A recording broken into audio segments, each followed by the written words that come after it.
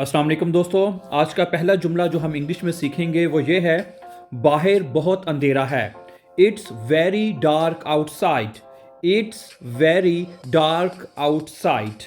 अगला जुमला है, मुझे अंधेरे से डर लगता है। I am afraid of dark. I am afraid of dark. Afraid का मतलब होता है डर लगना या खौफजदा होना। अगला जुमला है, क्या कोई मसला है। Is there any problem. Is there any problem. क्या कोई मसला है। अगला है, किस किस को जवाब दूंगा या मैं किस किस को जवाब दूंगा। whom all will I answer।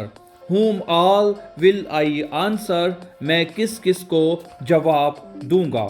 आज का आखिरी जुमला है, तुम सारी रात कहाँ थे। Where were you all night. Where were you all night. Thank you and subscribe.